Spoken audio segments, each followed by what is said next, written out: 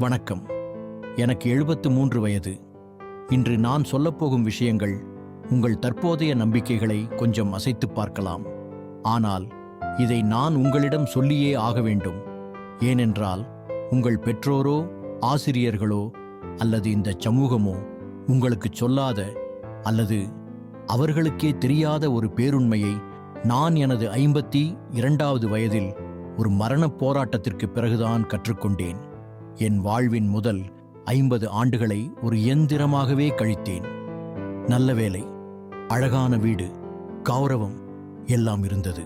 ஆனால் 52 வயதில் எனக்கு ஏற்பட்ட அந்த இதய பாதிப்பு, கார்டியாக் இவெண்ட் என் கண்களை திறந்தது. மருத்துவமனை படுக்கையில் நான் உணர்ந்த அந்த பயங்கரமான உண்மை என்ன தெரியுமா? நான் உண்மையில் வாழவே இல்லை. வெறும் கடமைகளை நிறைவேற்றிக் கொண்டு மற்றவர்களின் எதிர்பார்ப்புக்காக ஓடிக்கொண்டிருந்தேன். நம்மில் பலரும் சொல்லும் ஒரு பொய், இப்போது உழைப்போம், பிறகு சந்தோஷமாக இருக்கலாம். 20களில் பணம் சேர்த்தால் மகிழ்ச்சி என்கிறோம், 40களில் பணம் சேர்த்தால் சந்தோஷம் என்கிறோம், 30இல் பதவி உயர்வு கிடைத்தால் ஓய்வெடுக்கலாம் என்கிறோம், 50இல் குழந்தைகள் வளர்ந்த பிறகு பயணம் செய்யலாம் என்கிறோம். ஆனால் உண்மை என்ன தெரியுமா? அந்த பிறகு என்பது வரவே வராது. இலக்குகள் மாறிக்கொண்டே இருக்கும். நீங்கள் ஏறிக்கொண்டிருக்கும் ஏணி தவறான சுவரில் சாய்ந்திருப்பதை மேலே சென்ற பிறகு உணர்ந்து என்ன பயன்? நண்பர்களே, உங்கள் வாழ்வின் இறுதியில் நீங்கள் செய்யத் தவறிய விஷயங்களுக்காகத்தான் வருத்தப்படுவீர்கள். நான் முடிக்காத பிசினஸ் டீல்களை பற்றி இன்று கவலைப்படவில்லை. ஆனால் தள்ளி போட்ட அந்த ஜப்பான் பயணம், என் சகோதரனுடன் பேசாத அந்த நிமிடம், என் குழந்தைகளுடன் செலவிடாத அந்த மாலை நேரங்கள், இவைதான் இன்று என்னை உறங்க விடாமல் செய்கின்றன.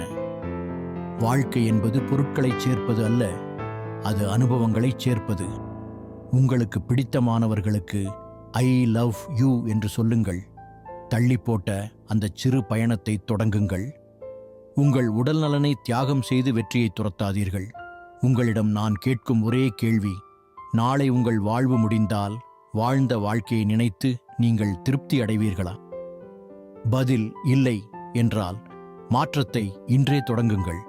எனக்கு இப்போது 73 வயது. என் வாழ்வின் மகிழ்ச்சியான 21 ஆண்டுகள் அந்த இதய பாதிப்பிற்கு பிறகுதான் அமைந்தது.